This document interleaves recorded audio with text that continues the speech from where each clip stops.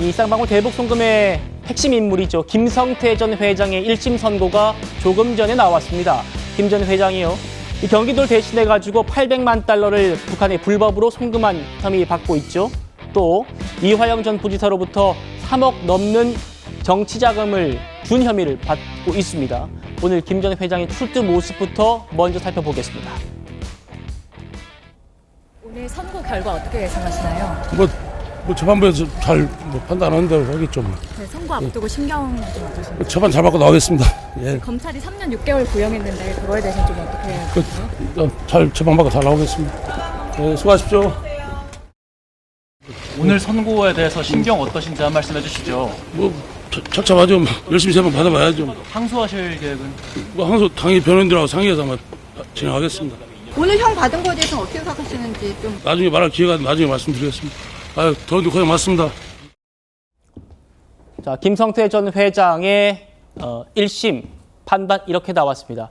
정치자금법 위반은요, 징역 1년에 집행유예 2년이 나왔고요. 뇌물공여죄 등은 징역 2년 6개월이 나왔습니다. 그리고 외국환 거래법 위반, 또 남북교류협력법 위반 등은 무죄가 나왔어요. 지금 재판부가 추가 증거 인멸 우려가 없고 또 재판이 그동안 아주 성실하게 나왔다라는 걸 감안해서 법정 구속은 하지 않았습니다. 자, 중요한 점은요, 이재명 전 대표가 연루된 이 대북 송금 관련 부분일 겁니다. 오늘 1심 재판부가 이렇게 판시했습니다. 유력 정치인과 사적 친분 유지를 위해서 통일부 장관 승인 없이 남북 사업을 시행했다. 북한에 거액의 자금을 무모하게 지급해서 외교 안보상의 문제를 일으켜서 비난이 높다. 북한에 거액의 자금을 무모하게 지급했다라는 부분이 판시를 된 겁니다. 정혁진 변호사님. 네네. 다시 한번 아까 앞선 그래픽 다시 보여주실까요?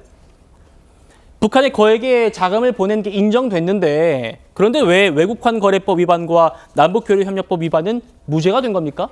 글쎄요, 이제 판결문을 좀 정확히 보는 게 필요할 것 같은데 좀 네. 복잡하더라고요. 하지만 보도자료, 수원지방법원에서 보도자료 내지 않았습니까? 그거 제가 쭉 봤더니 김성태 회장에 대한 검찰의 구형과는 조금 달랐어요.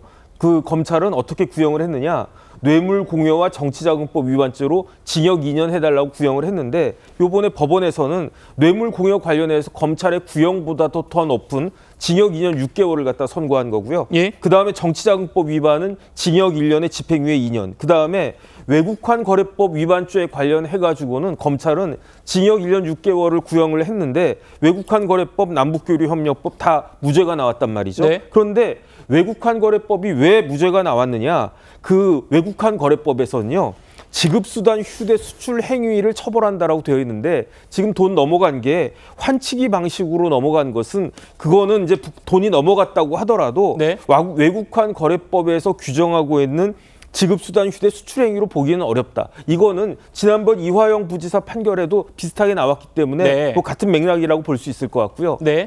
그다음에 이제 남북교류협력법 위반죄에도 무죄가 나왔는데 여기에 대해서 봤더니 남북교류협력법은 어떻게 규정하고 있냐면요. 두 가지가 필요하거든요. 첫 번째는 통일부 장관의 승인이 필요하고요. 두 번째는 협력 사업을 시행한 것이 필요한데 이번에 수원지법에서는 통일부 장관의 승인을 받지 않은 것은 인정이 되는데 이것은 협력 사업을 시행한 것이라기보다는 협력 사업을 준비한 행위 정도에 불과하기 때문에 네. 처벌할 수 없다 해가지고 외국환 거래법과 남북교류협력법은 무죄가 된 건데 그렇기 때문에 이제 이재명 대표 추가 기소되지 않았습니까? 예. 추가 기소됐을 때 혐의가 세 가지인데 첫 번째는 뭐냐면 남북교류협력법 위반죄예요. 이 취지에 따르면 이거는 무죄가 나올 가능성이 있지 않을까 저는 그런 생각이 들고요. 네. 외국환 거래법 위반죄에도 이화영 부지사한테 인정된 그런 형태만 유죄가 나오고 환치기 같은 이런 부분은 무죄가 나올 가능성이 높다라고 보여지고요. 예.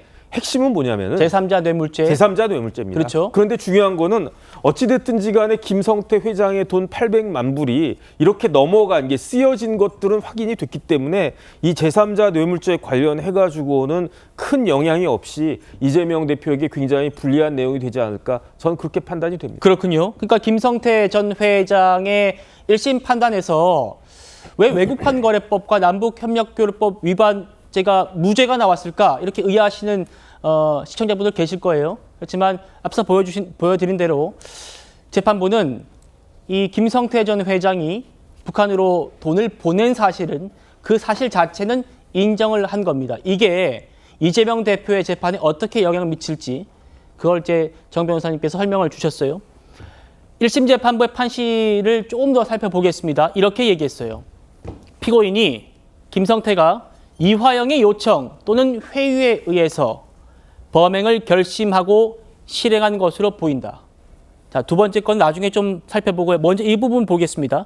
이화영의 요청과 회유에 의해서 범행을 결심하고 실행했다. 이렇게 얘기했단 말입니다. 최평론님 어떻게 보십니까? 그러니까 굉장히 중요한 부분이에요. 그러니까 왜냐하면 그동안 이제 이화영 지사를 전 지사를 방어해주던 사람들 입장이나 민주당 쪽에서 하는 얘기가 이거는 쌍방울이 주가 조작을 위해 가지고 주가 부양을 위해서 이렇게 한 거지 이게 네. 실질적으로 경기도와 상관이 없다고 했는데 정확히 적시한 거죠. 이거는 이화영의 요청 또는 회유에 의해서 이거는 이제 말하자면은 그 회유에 의해서 이제 김성태 회장이 돈을 낸 거지 이게 마치 무슨 주가 조작, 주가 부양을 위해서 한 것은 절대 아니다. 그리고 저 가장 중요한 거. 그래서 이제 김성태가 얻은 건 뭐냐. 그러니까 특히 여기서 제일 중요한 거는 그래서 네. 이제 앞으로 이제 남은 관계는 그거예요.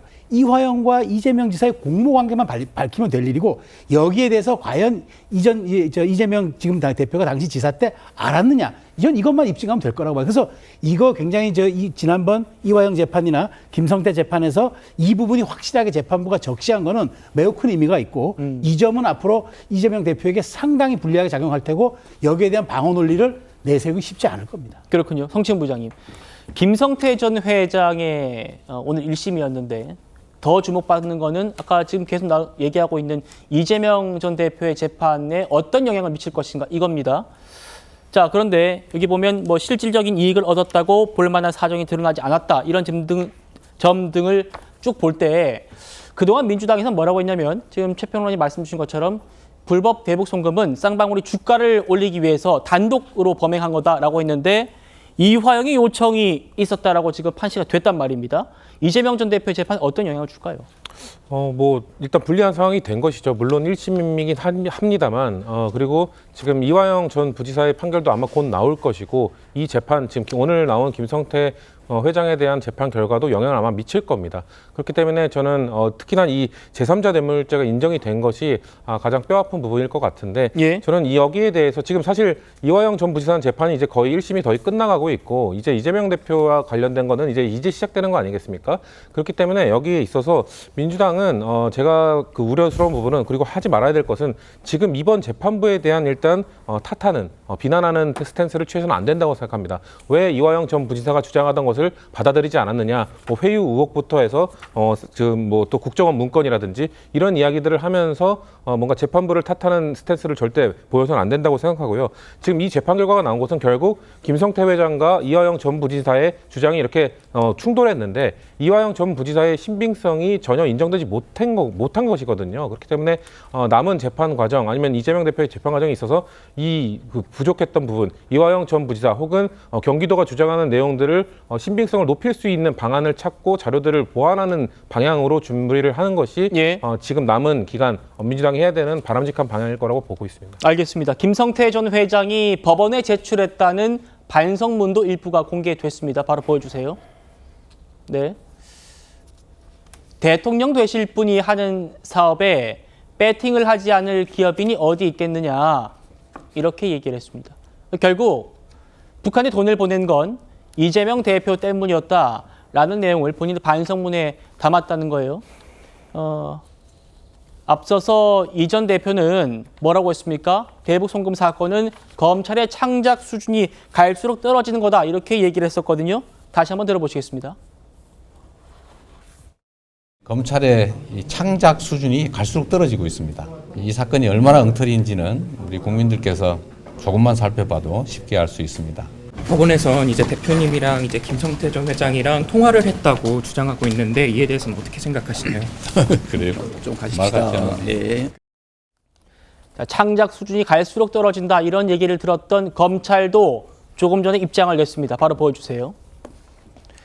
쌍방울 그룹의 $800만 대북 송금의 목적이 스마트팜 사업과 경기도지사의 방북 추진이었다고 다시 한번 명확히 판단했다라고 조금 전에 수원지검에서 입장을 냈습니다. 차재현 교수님, 예. 지금 이 재판부가요. 예.